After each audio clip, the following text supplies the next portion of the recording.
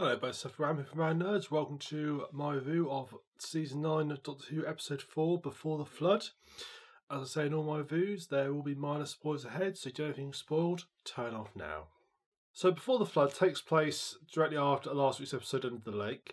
It starts off with an opening monologue where the Doctor explaining a theory and concept of time travel called the bootstrap paradox. He suggests you Google it. Basically, the bootstrap paradox is a paradox where something exists that could only exist if it was took back in time to exist. It's sort of a time loop. He gives an example of Beethoven as an example, and he explains basically the whole paradox in the first 5 minutes, so you don't actually need to Google it. He explains the whole lot for you. And that's all basically, in a way, spoils episode. I suppose the idea was to try and sort of give people the idea of and get people primed to understand the concept of what happens in the episode and how the episode resolves itself. We then get to the main episode. Obviously, from last week, the Doctor is split off with a chap called Bennett and O'Donnell, and they've gone back to the 1980s to the military base. I will say there are spoilers from last week's episode, so if you've not seen last week's episode, you want to stop now. They go back to the 1980s to the military base where, basically, before the flood happened, that sets up the previous episode. Clara's group, she's stuck with Cass and Loran, still in the underwater base, still encountering the ghosts.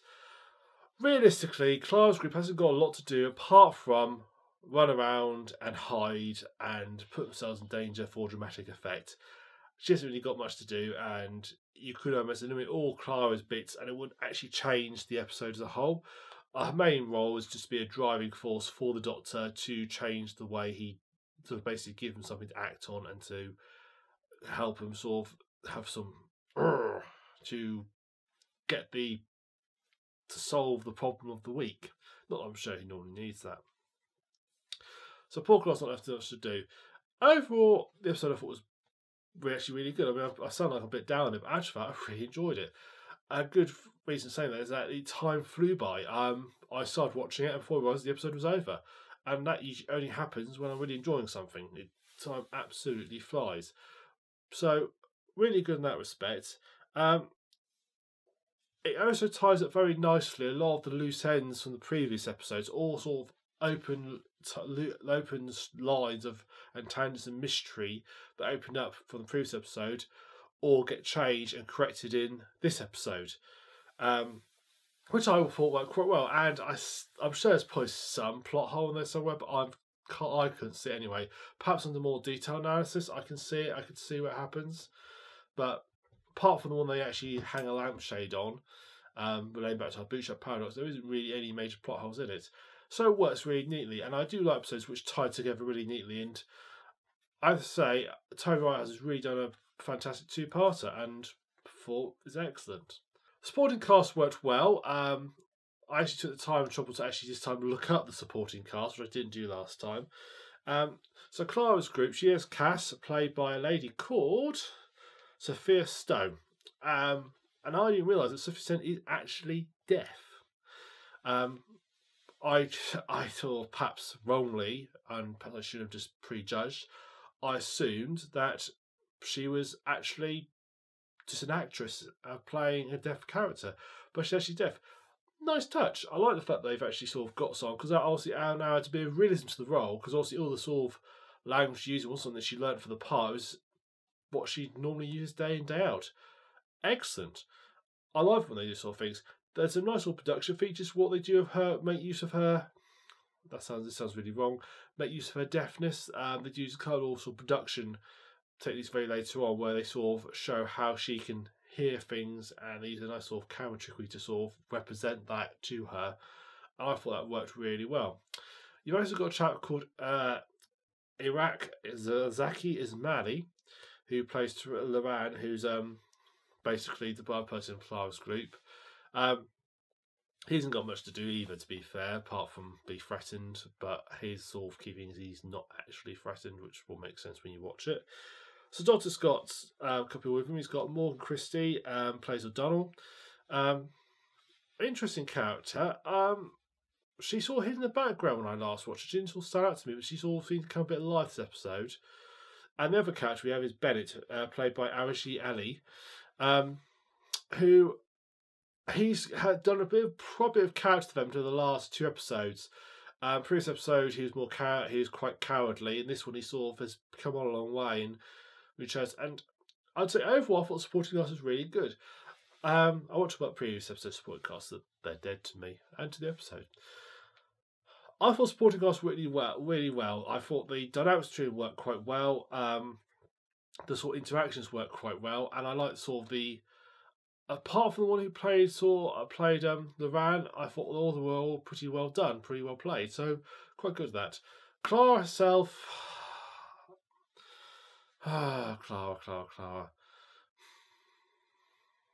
What can I say about Clara? There are some hammy moments where she tries to sort of convey some strong emotion, just doesn't really work. So sorry, Clara. Just no. It was a shame because she was actually coming on the last couple of episodes. I thought she was starting to come out a bit. She's very hit and miss, is Clara, I'm finding. But I don't want to turn this into the I Hate Clara review, so I'll move on from that. So on to production of the episode. Production, I can't really go into too much because the trouble is a lot of what I'm going to say relates to the previous episode and I don't want to cover old turf, so I'm not going to go over too much into the sort of production of the previous episode and which applies to this one.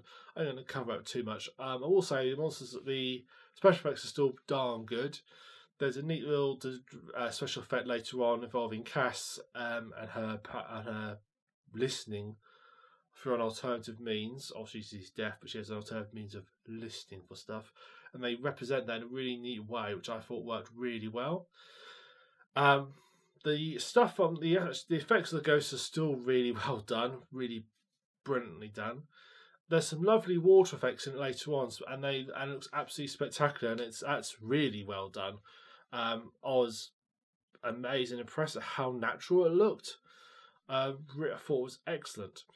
The main enemy that the Doctor finally encounters is probably the only sort of down of the episode.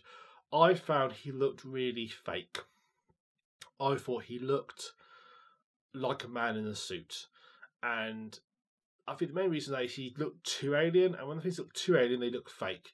The best aliens are ones that look semi-human, because then you can see some emotion in them, and they look like they could work. And he was too far removed and just didn't work. And that actually is probably the only major letdown of the episode. But overall, production's been excellent. Like I said, I can't really say too much because I've covered most of the production stuff anyway. Oh, just one last thing. Sonic glasses are still stupid, and I stand by that, and they are still stupid. Not really much more to say. They just look ridiculous in everything they do. So production is excellent. Pacing is excellent. As I mentioned, it's such an excellent, well-written episode. This series Doctor Who is just working better and better and better. Keep up the good work, guys. I just hope it stays like this for the rest of the season. So to wrap up, I thought Before the Flood was a fantastic episode season.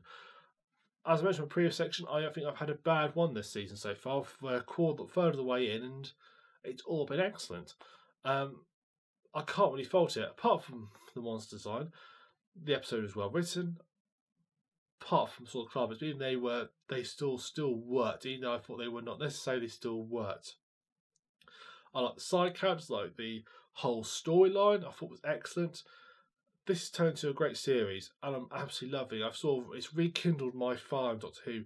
Last series, I must admit, I lost a bit of my enthusiasm for it a little bit, and I was actually almost on the verge of turning away and not doing it again. But this it's brought me back in. I can't wait to watch the future episodes. They seem to have nailed it down what it should be, and I hope long may it continue. Excellent series, an excellent episode. You won't be disappointed watching it. So thank you both for watching. I've been TheSuffolkRam from Around Nerds. Please subscribe if you've enjoyed this review. Please look on the website. We do other things as well. I do the occasional video, and it is quite occasional at the moment because work pressures mean I'm not getting much as it should be. We do Let's Plays. We do podcasts as well, which are now sort of a video thing, which we record and upload. So subscribe to our YouTube channel.